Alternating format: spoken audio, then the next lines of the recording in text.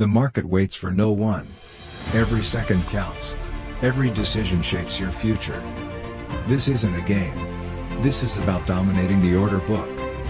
Mastering the order flow, lightning fast execution, precision down to the tick. Welcome to a new way of learning, where focus, discipline, and strategy pave the way to success. Dans cette vidéo, nous allons voir pourquoi il est important et primordial d'être un bon perdant en trading. Vous avez beau être incollable techniquement en trading, vous n'arriverez jamais à être rentable et surtout constant si vous n'acceptez pas vos pertes. J'imagine que toi aussi, ça t'arrive souvent de vouloir te refaire quand tu commences ta session dans le négatif. Tu espères laisser courir tes trades un peu plus longtemps parce que tu es déjà dans le négatif et tu penses pouvoir avec un seul trade te refaire.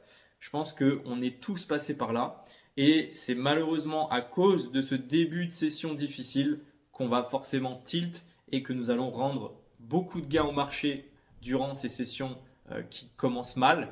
Donc on va essayer d'identifier pourquoi et comment pallier à ce type de situation pour que dans le futur, tu ne te laisses plus emporter et submerger par tes émotions en trading. Premièrement, j'aimerais clarifier deux choses importantes. Si vous n'êtes pas un bon perdant sur les marchés, vous ne serez jamais un trader gagnant. Ce n'est pas possible de finir toutes ces journées dans le positif. Même le meilleur trader au monde ne finira jamais toutes ses journées dans le positif. Il y aura toujours des journées perdantes. Tout ça dépend de votre type de stratégie. Si vous avez un win rate élevé, dans ce cas, vous allez peut-être réussir à avoir beaucoup de journées dans le vert, mais il y aura toujours des conditions de marché qui potentiellement vont déstabiliser votre stratégie de base. Donc, que ça soit une stratégie au carnet ou une stratégie avec une lecture du price action, avec les bougies, les chandeliers japonais, peu importe. L'idée, c'est de savoir justement maîtriser ces journées de perte, parce que si vous arrivez à les maîtriser, c'est comme ça que vous allez pouvoir relever la tête et garder vos gains que vous avez pu accumuler durant les journées positives et donc éviter de tilt sur votre compte de propre firme ou sur votre compte personnel. La deuxième chose importante à savoir, c'est que vous aurez beau avoir toutes les connaissances du monde, que ça soit sur le carnet, le footprint, bookmap, etc. Vous avez beau utiliser tous ces outils, si vous ne maîtrisez pas vos émotions et votre psychologie en trading, vous ne serez jamais rentable. Et c'est pour ça qu'il est important de prendre conscience que ce n'est pas forcément un travail de technicité qu'il faut mettre en place dès maintenant, mais plutôt un travail de psychologie.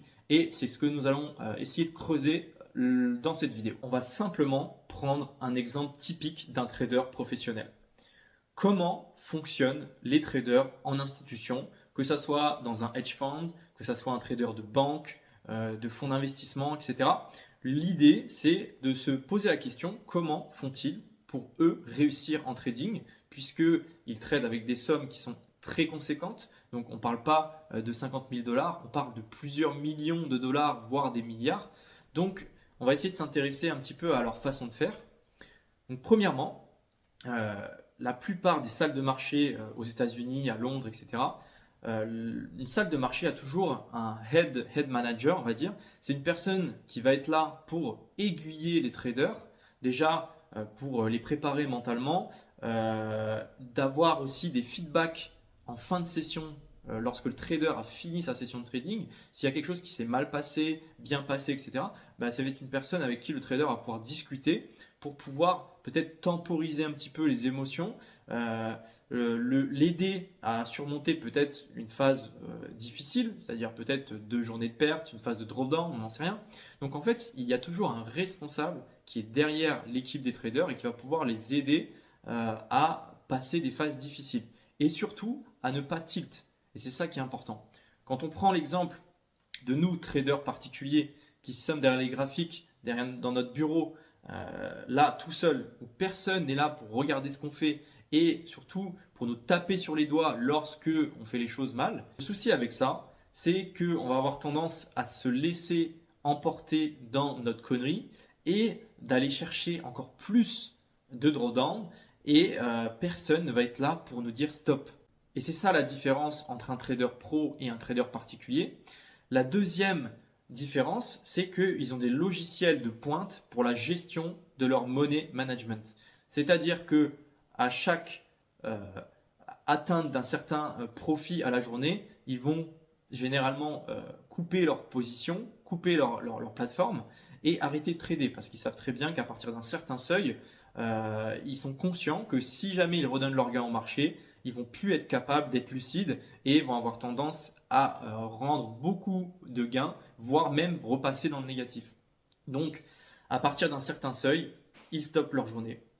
Même chose lors des pertes, ils ont des logiciels qui vont automatiquement bloquer le trading après une certaine perte journalière, chose que nous, on va pouvoir mettre en place par exemple avec AirTrader sur Rithmic. Mais le problème, c'est que on sait très bien tous qu'on a accès à ce logiciel et qu'on peut, si on le veut, supprimer cette limite de perte journalière. Donc, il va falloir essayer de trouver des solutions à ces problèmes-là qu'on verra peut-être en fin de vidéo.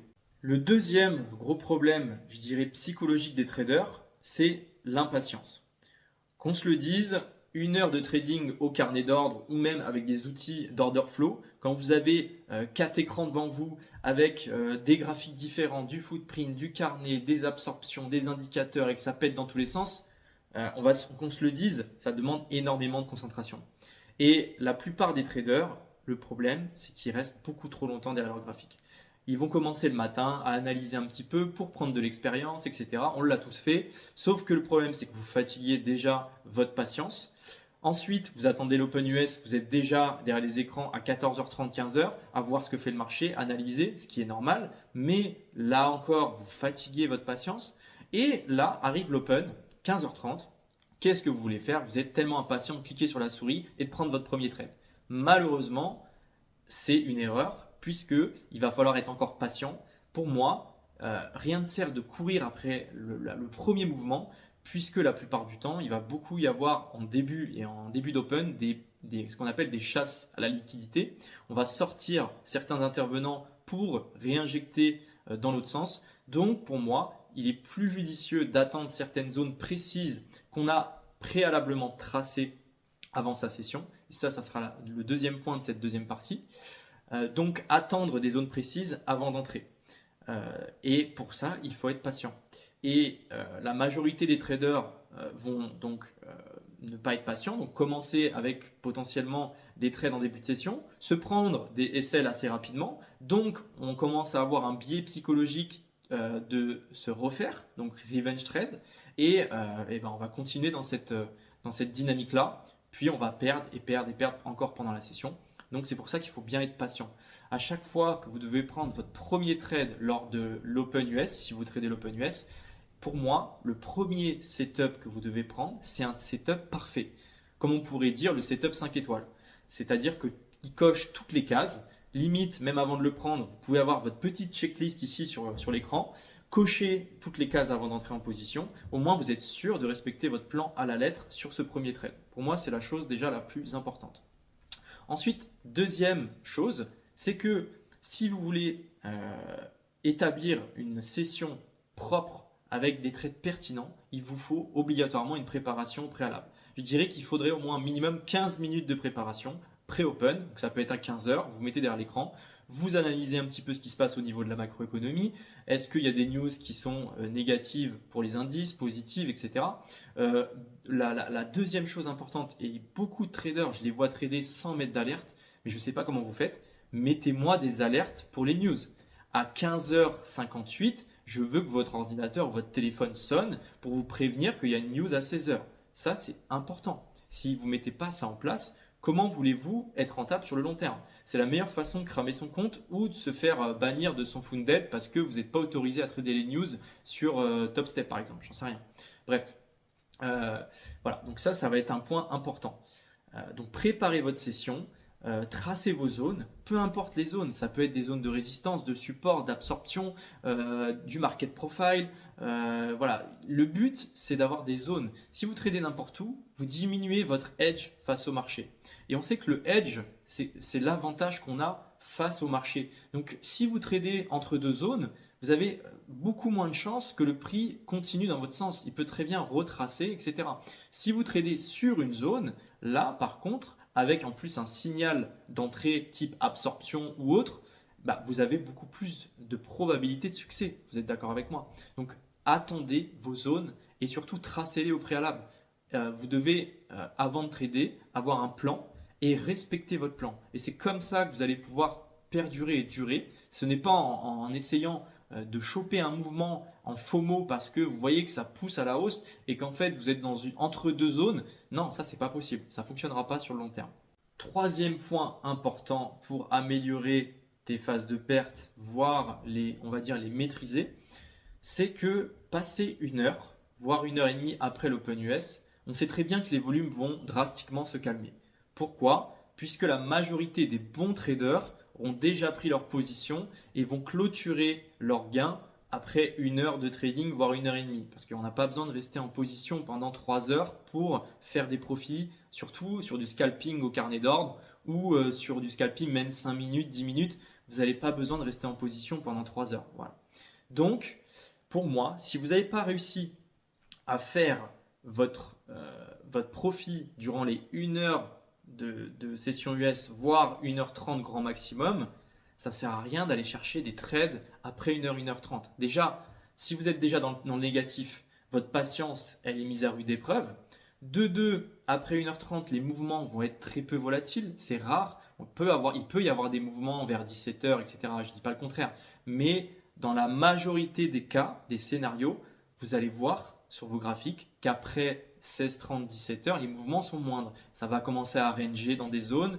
Vous allez vous faire sortir parce que ça va être le market maker qui va prendre le relais. Vu que les intervenants sont beaucoup moins importants sur le marché, bah, le market making prend le relais. Donc, on va avoir des mouvements de range. Donc après, si vous êtes trader de range sur des petits mouvements, c'est peut-être justement là où vous devez vous réveiller. Quand vous voyez un range qui se met en place, peut-être trader à ce moment-là. Mais si vous voulez choper peut-être des mouvements un peu plus longs, des mouvements un peu de tendance, voire même un retracement, bah, il va peut-être falloir attendre un petit peu, peut-être l'open de l'après-midi à partir de 19h, je crois que c'est par ici, où les mouvements vont commencer à reprendre un peu plus d'amplitude. Voilà. Quatrième point sur lequel je voulais appuyer, c'est l'espoir.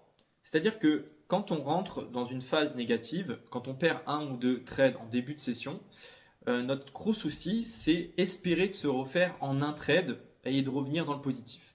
Et ça, l'espoir, ça va ruiner notre plan. Pourquoi? Parce que à la place peut-être de mettre un take profit à 15 ticks, bah, vous allez le repousser, vous allez vouloir le mettre à 25-30 ticks. Sauf qu'à la base, ça ne fait pas partie de votre plan. Votre plan de trading, c'est peut-être d'avoir un SL à 8 et un TP à 15. Si vous repoussez votre TP, vous êtes quasi sûr sur votre setup habituel que vous n'irez jamais le toucher, à part avec un peu de chance et un peu de volume.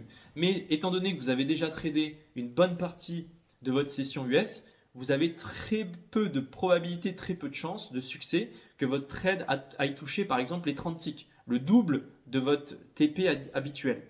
Et pour autant, vous êtes tellement avare de vous refaire, vous ne voulez pas finir votre journée en positif, vous allez vouloir tenter d'aller chercher ce 30 ticks pour vous refaire complètement et être dans le positif. Le souci, c'est que votre trade va partir. Il va potentiellement aller chercher votre TP habituel, les 15 ticks de base, et ensuite il va se retourner et il va vous reprendre ABE ou même vous SL avec un moins 5 ticks par exemple parce que vous n'avez pas su le sécuriser. Et là, ça va ramener de la frustration, une émotion qu'on ne veut surtout pas en trading. Et la frustration va vous faire reprendre d'autres trades beaucoup plus rapidement qui sortent un petit peu du plan. Ça ne sera pas des setups 5 étoiles du tout, ça sera potentiellement du 1 étoile, voire du 0. Et là, vous allez rentrer dans un cercle vicieux qui va potentiellement vous amener à tilt. Et c'est quelque chose qu'on ne veut pas. Donc, faites bien attention aux trades qui sont pris quand vous êtes déjà en phase négative. Avant qu'on passe à la quatrième partie, j'aimerais discuter un petit peu avec vous d'un projet qui me tiendrait à cœur sur la chaîne. Donc pour l'instant, je n'ai pas forcément le temps de le mettre en place, mais ça serait quelque chose qui viendrait sur la chaîne dans les prochains mois. Et surtout, j'attends vos retours parce que avant tout, je fais cette chaîne non pas forcément pour gagner de l'argent ou quoi que ce soit, c'est plus pour pouvoir trader ensemble parce que je sais que le métier de trader, c'est un métier avec lequel on se sent un peu seul, on est chacun de son côté. Et comme je vous l'ai expliqué en début de la vidéo, pour moi, avoir une équipe, une team sur laquelle on peut se reposer, des gens avec qui discuter quand ça va pas, quand on a potentiellement pris des mauvais trades, eh ben, ça peut carrément nous aider à justement maintenir la tête haute dans ces journées de perte. Et c'est donc pour ça que j'aimerais créer des formes de petits groupes de traders qualifiés. Donc ça serait des groupes accessibles sous entretien, donc au préalable avec moi-même, où on discuterait un petit peu de votre expérience de trading, quels outils vous savez maîtriser, quelles sont actuellement vos performances en trading, etc. Et faire une sorte de petite salle de marché disponible à distance sur Discord avec donc des traders plus ou moins du même niveau, c'est-à-dire pour éviter d'avoir des gens qui sont débutants avec des gens confirmés et essayer justement de s'aider à s'élever ensemble et maintenir une bonne psychologie comme si on était ensemble dans une salle de marché, sauf qu'on le ferait à distance. Voilà.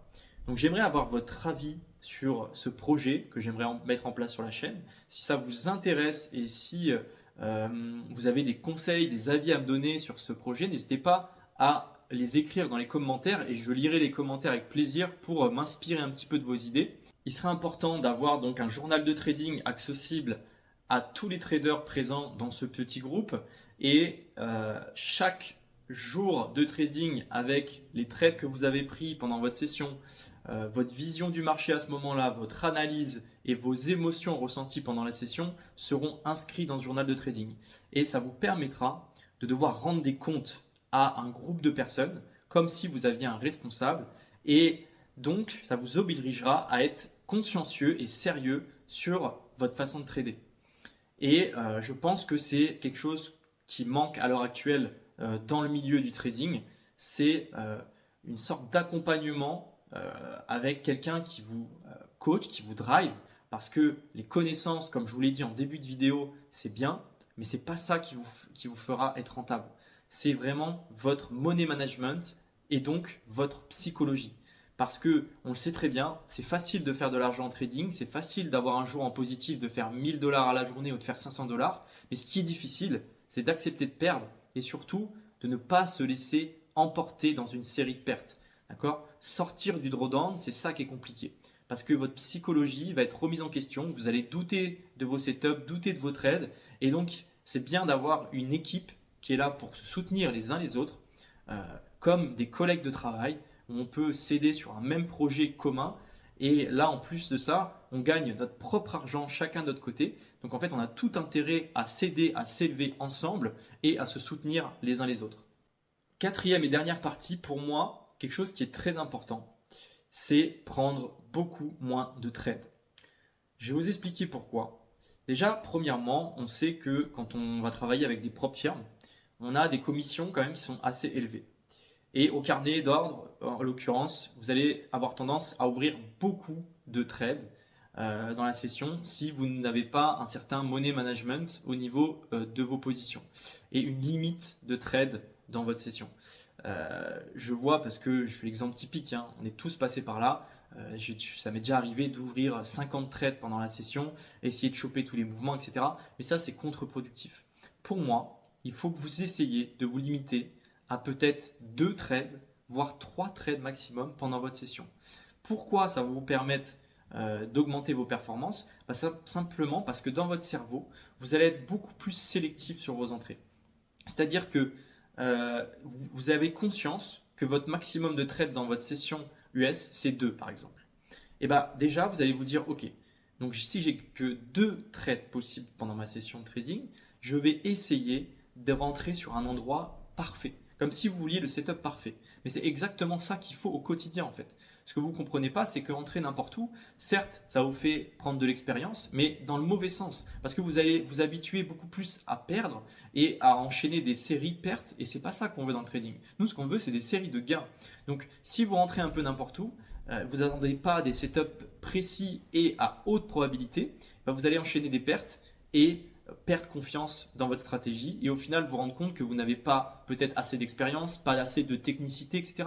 Mais ça n'a rien à voir avec tout ça. Ça a juste à voir avec le fait que vous diminuez votre edge, votre avantage face au marché et donc c'est clairement beaucoup plus difficile d'enchaîner des gains quand vous tradez beaucoup. Donc pour moi, ce qui est idéal, c'est peut-être essayer de réduire considérablement vos prises de position pendant votre session de trading. Et pour ça, comme on revient au point numéro 2, c'est d'avoir des zones préalablement tracées. Vous allez connaître où vous voulez intervenir dans votre marché et comme ça, vous allez simplement attendre vos zones. Donc peut-être ça va vous prendre 15, 20, 30 minutes pendant votre session US, mais c'est pas grave. Ça vous permet d'analyser le marché, peut-être de voir comment se comporte le prix, les acheteurs, est-ce qu'il y a des vendeurs dans le tape, etc. Donc au final, c'est un mal pour un bien. Et 1 heure de trading par jour, vous n'allez pas me dire que vous ne pouvez pas patienter 1 heure avant de prendre une position, même 30 minutes. C'est pas énorme. Quand je vois qu'il y a des personnes, et même moi, le premier, avant, dans le temps qui passait, des fois 3-4 heures derrière les graphiques, 1 heure, c'est pas grand-chose. Alors certes, c'est long, mais dites-vous que cette position que vous attendez depuis le début, elle va peut-être vous permettre de faire de gros gains. Et aussi, je veux rebondir sur un point, c'est que si vous prenez cette position, cette seule position ou 2 positions pendant votre session de trading, vous allez pouvoir lui allouer un stop plus large. Dans le sens où si cette position peut vous faire gagner gros, vous allez pouvoir avoir une marge d'erreur, un SL peut-être un peu plus large et la laisser respirer jusqu'à temps qu'elle aille chercher votre take profit. Et c'est pour ça que vous allez pouvoir potentiellement gagner plus en tradant moins. J'aimerais rajouter une chose importante que j'ai oubliée et que je viens de penser pendant le montage, c'est que j'ai pu écouter des dizaines et des dizaines de podcasts sur des traders qui sont rentables et qui font des payouts de manière régulière sur les futurs. Et le constat, il est le même à chaque fois. C'est qu'ils ont 1 ou 2 setups qui est bien défini, qui vont attendre pendant leur session de trading bien patiemment, ce que déjà 80% des traders n'arrivent même pas. Et c'est comme ça qu'ils vont arriver à sortir des gains de manière régulière. C'est en attendant leur setup et en prenant très peu de trades. Je pense que vous avez déjà dû remarquer une chose, c'est que lorsque vous tradez beaucoup, vous faites une super journée par exemple à 1000 $ en passant peut-être une quinzaine, vingtaine de trades sur un 50K. Déjà, vous allez sortir de la session, vous allez être un peu euphorique. Et le souci, c'est que le lendemain, vous allez peut-être faire une session différente de la veille et vous allez sûrement redonner, allez, on va dire 600 $ des 1000 $ que vous avez fait. Et le souci de redonner 600 $ des 1000 $ que vous aviez gagnés, c'est que pour vous, les 1000 $ étaient acquis puisqu'on est passé à une autre journée. Donc, du coup, perdre des grosses sommes et gagner des grosses sommes, vous verrez, enfin en tout cas moi c'est mon expérience et celle d'autres traders avec qui j'ai pu discuter, et ça va vous impacter émotionnellement et vous allez être beaucoup plus à même de tilt sur votre session puisque vous avez déjà redonné 600 des gains d'hier et ça va vous emmener dans un cercle vicieux et potentiellement vouloir vous refaire puisque hier vous aviez gagné 1000, pourquoi vous n'arrivez pas aujourd'hui, vous ne comprenez pas, vous forcez des setups, vous vous impatientez, etc. Et malheureusement, vous allez avoir tendance encore plus à tilt sur votre session.